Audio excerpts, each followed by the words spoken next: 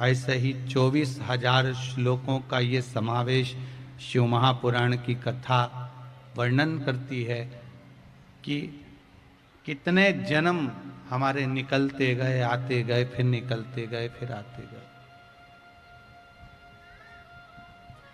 जन्म और मरण के प्रपंच से हम छूटे नहीं।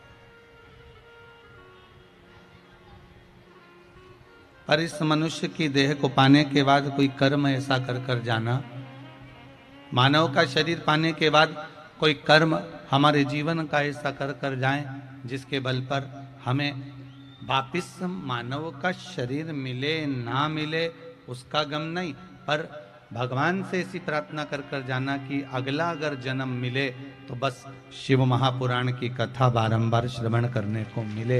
ऐसा जीवन हमको प्राप्त, ऐसा जीवन हमको मिल जाए।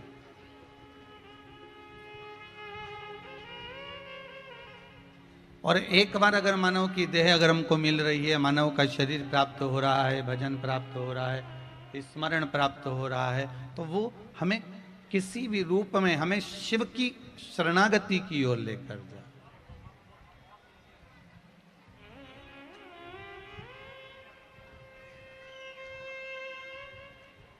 हमें भगवान शंकर की शरणागति की ओर लेकर जाए।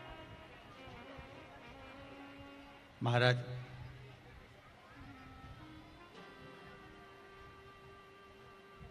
अगर मनुष्य का शरीर अगर देवताओं को भी मिला है ना, तो उनके पीछे भी चिंता लगी हुई थी, उनके पीछे भी टेंशन लगा हुआ था। आप उठाकर भगवान के स्वयं के चरित्र को देख लीजिए। मानव का जन्म अगर मिला है तो चिंताएं तो हमें व्यापेगी, टेंशन तो हमको रहेगा। हाँ, संत के जीवन में, गुरुजन के जीवन में अगर मनुष्य का शरीर मिला है तो अच्छे से अच्छा महंत क्यों ना हो, संत क्यों ना हो, पीठाधीश्वर क्यों ना हो, मठाधीश्वर क्यों ना हो, कोई विरक्त से विरक्त भी अगर संत है, तो मानव का अगर शरीर मिला है तो टेंशन तो उसके जीवन में भी है, चिंता उसके जीवन में भी है। और अगर साधारण सा एक मानव है जो 2 रोटी खा रहा है, व्यापार कर रहा है, व्यवसाय कर रहा है, दुकान चला रहा है, हाथ गाड़ी चला रहा है, साइकिल रिक्शा चला रहा है, ठेला चला रहा है, पान की दुकान चला रहा है, एक साधारण सा व्यक्ति, मनुष्य का अगर जन्म मिला है, मानव का शरीर मिला है, साधारण से साधारण मानव को भी मानसिक टेंशन, जीवन में चिंता तो रहेगी।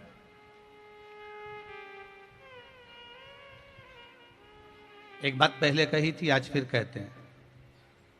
घर में हाफ सेट है, घर में डिनर सेट है, भोजन का सेट भी, घर में सोफा सेट भी है, पर घर में हीरे का सेट भी है, सोने का सेट भी है, हाफ सेट भी है, फुल सेट भी है, डिनर सेट भी है, सोफा सेट भी है, पर कितने भी सेट इकट्ठे कर लिए, पर मनुष्य अपसेट है। मनुष्य सेट नहीं है, मानव जीवन अगर मिला है तो वो अपसेट ही है। सेट बहुत इकट्ठे कर, मानव का शरीर मिला है, मनुष्य की देह मिली है जीवन में, तो थोड़ा मानव का शरीर मिलने के बाद मानव अपसेट तो रहे। स्वयं मेरे राम जी महाराज, स्वयं मेरे राघव जी भी अगर इस मृत्यु लोक में आए हैं, मानव का शरीर अगर मिला है, मानव की देह प्राप्त हुई है, तो भगवान राम को भी चिंता रही है। अगर मेरे भगवान कृष्ण का अवतार हुआ है तो मेरे कृष्ण को भी चिंता रही है। चिंता किसको नहीं थी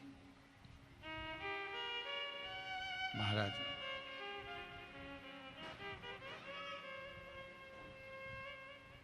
रुक्मणी मैया भगवान कृष्ण की 16,108 रानियों में से एक, पटरानियों में से एक। अब जरा देखिए कि भगवान कृष्ण की रानी होने पर, पटरानी होने पर भी उनको चिंता थी।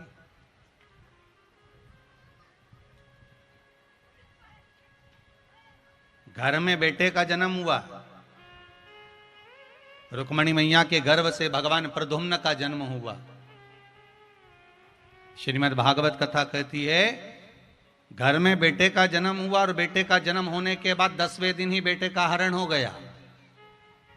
सुनिए कि नहीं सुनी भागवत जी में? सुना है ना कि बेटे का जन्म हुआ, प्रद्युम्न का जन्म हुआ और प्रद्युम्न का जन्म होने पर 10वें दिन तो बेटे का अपहरण हो गया।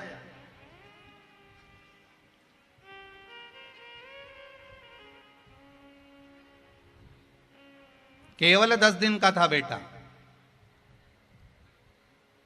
और केवल 10 दिन के उस बेटे का हरण हो गया था, केवल 10 दिन का।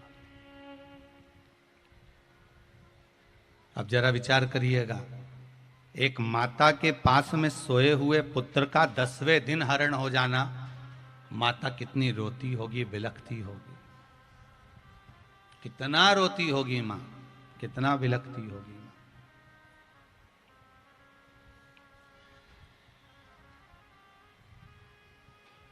और केवल ज्यादा बड़ा भी नहीं था, केवल 10 दिन का, कितना बिलखना होता। महाराज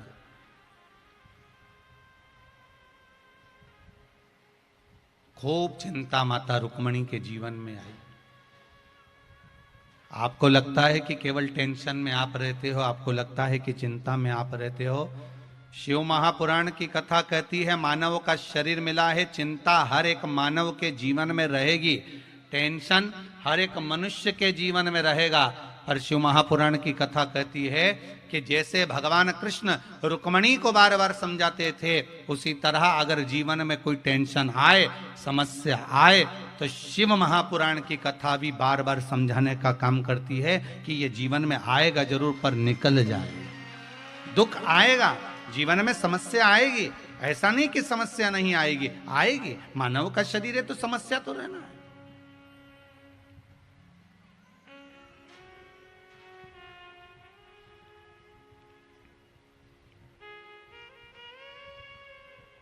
रुक्मणी मैया खूब रोई। अब देखो भगवान कृष्ण की धर्मपत्नी रो रही हैं, उधर राम जी महाराज की कथा को उठाकर देख लो तो माता सीता रो रही हैं। समस्या आई कि नहीं आई माता जानकी के साथ में? राम जी पर भी समस्या आई, राम जी को भी टेंशन रहा, लखन लाल जी को भी टेंशन रहा, भगवान कृष्ण को भी टेंशन रहा। समस्या क्या नहीं आई? अगर मानव का देह मिला है, हम कहते हैं कि मनुष्य का शरीर मिला और आपको समस्या नहीं रहेगी, टेंशन नहीं रहेगा, या कोई तुमको बाबा जोगी मिल जाए, कोई ऐसा महाराज मिल जाए जो तुमसे कहे कि मैं तुमको ऐसा कर देता हूं कि तुम्हारी जिंदगी में कोई टेंशन रहेगा ही नहीं, तो चिंता तो होगी, टेंशन भी आएगा, समस्या भी आएगी। पर इतना याद रखना, मेरे भगवान कृष्ण रुक्मणी जी को समझा समझा कर चिंता कम कर देते हैं, राम जी सीता जी को समझाकर चिंता कम कर देते हैं। और राम जी और कृष्ण जी को चिंता आती है तो देवादिदेव महादेव समझाकर कम कर देते हैं। उसी तरह आपके जीवन में भी समस्या आए, चिंता आए, आएगी, पर हमें भटकना नहीं, हमें शंकर की शरण में रहना, हमें शिव के चरणारविंद में रहना, हमें शिव चरणों की ओर जाना है। जब हम भगवान शंकर के चरणारविंद की ओर जाएंगे, जब हम भगवान शंकर के चरणों का स्मरण करेंगे, शंकर भगवान के चरणों का नाम जाप करेंगे, शंकर भगवान के चरणों का स्तवन करेंगे, तो अपने आप चिंता समाप्त हो आएगी। समस्या, दुख भी आएगा, तकलीफ भी आएगी, कष्ट भी आएगा, रोग भी आएगा, बीमारी भी आएगी, दुख भी आएगा। मनुष्य का शरीर मिला है, 2 कारणों से मिला, एक भगवान का भजन करने के लिए, एक कर्म का भोग भोगने के लिए। आएगी समस्या, दुख भी आएगा, तकलीफ भी आएगी, कष्ट भी आएगा, रोग भी आएगी, बीमारी भी आएगी। रुक्मणी जी बार बार अपने पुत्र को याद कर कर रोती थी। 10 दिन का वो बालक हरण कर लिया गया, ले गए थे उसको।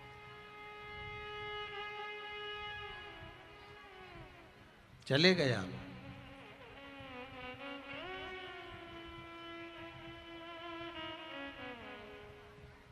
बहुत प्रयास करा, रुक्मणी जी को समझाया गया, हे रुक्मणी जरा ध्यान लगाइए रुक्मणी,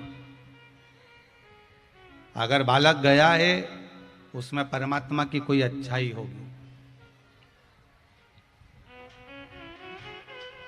भगवान ने अगर दुख दिया है तो उसमें कुछ आपका भला ही होने वाला होगा, अगर भगवान ने किसी से आपको दूर कर दिया है तो उसमें आपका कोई भला ही होने वाला होगा। आप तो हर चीज में कुछ अच्छा सोचिए ना, हर चीज में कुछ श्रेष्ठ सोचने का प्रयास करिए, हर चीज में आप कुछ अच्छा सोचने का प्रयास करिए कि हमको जो मिल रहा है, हमको जो प्राप्त हो रहा है, हमको जो मिला है वो कम नहीं मिला, मेरे मालिक ने खूब अच्छा दिया है, सारा सुख मुझे दिया है, कौन सी कमी मुझे परमात्मा ने दे दी, जो मिल रहा है सब अच्छा ही तो मिल रहा है, उसने बुरा दिया कहाँ है हमको, उसने बुरा प्रदान करा कहाँ है हमको। एक विश्वास की दृढ़ता परमात्मा की शरणागति की ओर जाती है। भगवान कृष्ण कहते हैं रुक्मणी तुम रोती क्यों, मेरा बेटा चले गया 10 दिन का, 10 दिन का बेटा गया गया गया, भगवान समझाते रहे, रुक्मणी जी को चिंता व्याप्ति रही, रुक्मणी जी को चिंता व्याप्ति गई, चिंता लगी रही, टेंशन बना रहा, बना बना मेरे भगवान हमेशा कहते थे तू चिंता मत कर, अगर भगवान ने सुख दिया है तो दुख भी देगा और दुख दिया है तो सुख भी देगा, तू क्यों चिंता करती है रुक्मणी, तू चिंता मत कर। और रुक्मणी जी को समझाते समझाते समझाते समझाते समझाते समझाते 18 साल निकल गए थे, तब जाकर प्रद्युम्न 18 साल के बाद वापिस लौट कर आया था। कितने साल के बाद आया, 18 वर्ष के बाद, जो 10 दिन का गया था वो 18 वर्ष के बाद आया, और 18 वर्ष के बाद आया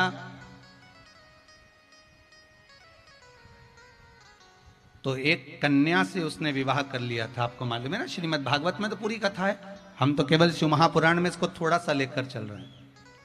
माया देवी के साथ, महामाया के साथ,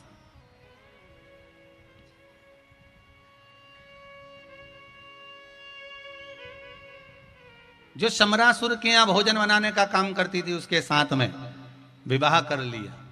अब बालक वापिस आ गया तो प्रसन्नता होना चाहिए कि नहीं होना चाहिए, जम के तो बोलो। 18 साल के बाद आया, प्रसन्नता होना चाहिए, पर थोड़ी सी प्रसन्नता थी, और जैसे ही रुक्मणी जी ने देखा कि ये विवाह कर कर आया है और जिससे विवाह कर कर आया है ये तो इस प्रद्युम्न से 20 साल बड़ी है,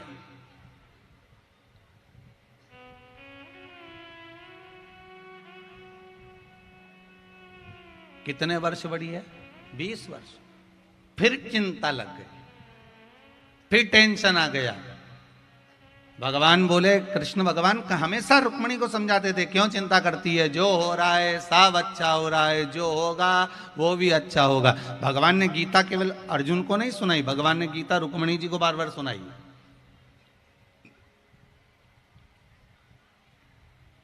पर होता है, बाहर के व्यक्ति को गीता सुनाई जाए ना तो समझ जाता है, और घर के व्यक्ति को गीता सुना दो तो वो क्या अपना ज्ञान अपने पास में रख लो, हमको ज्यादा अकल देने की जरूरत नहीं है। और क्या हम बेवकूफ नजर आते तुम, जब देखो जब हमें ज्ञान देने लगते हो, जब देखो जब हमें बताने लगते हो, आप अपनी बात अपने पास में रखिए।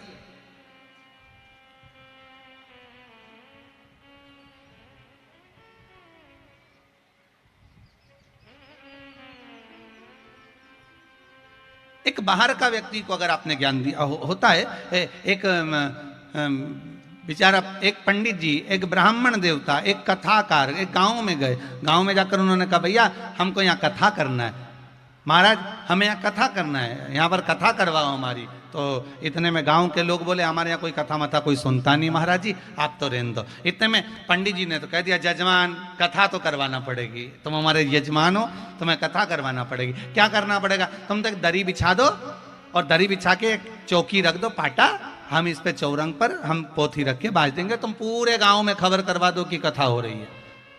कितने दिन की करोगे, हम तो एक ही दिन की कर देंगे, तुम तो बस खबर करवाओ। सारे गांव में खबर कर दी, हम बेचारा जजमान देखने गया तो अंदर दरी नहीं मिली। अब दरी नहीं मिली तो उसने क्या करा, अपनी धोती नीचे बिछा दी, इस पे बैठ जाओ, पट्टा रख दिया, कथा चालू हो गई। बेचारा जिसने अपनी धोती बिछाई थी वो बेचारा एक साइड बैठ गया। अब क्या करे, धोती एक ही थी, उसने बिछा दी। अब सब आए, बैठ गए, कथा चालू हुई। अब कथा चालू हुई तो किसी का मन लगा नहीं लगा, कथा में से धीरे धीरे धीरे धीरे उठ उठ कर चले गए। कोई नहीं बचा, केवल एक ही बैठा था, जजमान। इतने में महाराज जी ने जब कथा पूरी करी, पूरी करते से ही महाराज जी बोले, भैया सब चले गए, तुम नहीं गए? उसने कहा, महाराज जाने को तुम्हें कब का चले जाता, पर मेरी धोती पे तो तुम बैठे हो। अब जब तक धोती तुम छोड़ो नहीं तब तक मैं उठूं।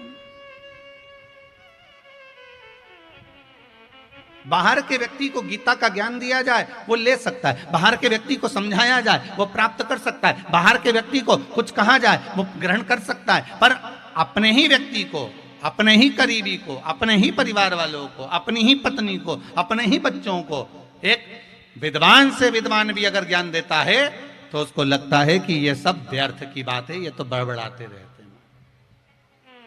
इनका तो काम ही केवल यही है कि बड़बड़ करना, बोलना, वायलिन की आवाज कम करो, बोलना, बड़बड़ाना, इनका तो काम ही केवल यही है महाराज।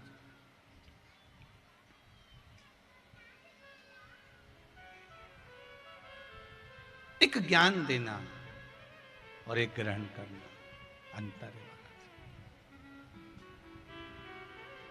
बहुत बहुत ध्यान दीजिएगा महाराज। कह देना, प्रदान कर देना, बोल देना, एक अलग बात। सास कह कह के थक जाती है कि ऐसा करो, ऐसा करो, ऐसा करो। बहू को लगता है हम हमारे मायके से जो सीख के आए ना बहुत अच्छा सीख के आए, हम जो कर रहे हैं ना बहुत अच्छा कर रहे हैं, हम जो कार्य कर रहे हैं हमारे बराबर कोई नहीं कर सकता, हम जो कर रहे हैं उसमें हमारी श्रेष्ठता, हम जो कर रहे हैं उसमें हमारी श्रेष्ठता है, हम जो कार्य कर रहे हैं उसमें हमारी श्रेष्ठता बनी हुई है, हमें नहीं करना उसमें हमारी श्रेष्ठता है। अब शिव महापुराण की कथा कहती है 20 वर्ष बड़ी कन्या से प्रद्युम्न ने विवाह कर लिया, फिर चिंता व्याप गई, फिर टेंशन हो गया। भगवान समझाते रहे, समझाते रहे, समझाते रहे।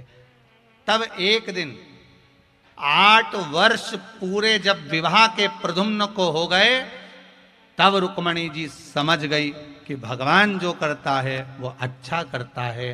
तब जब एक बार प्रद्युम्न कहीं मार्ग से जा रहे थे और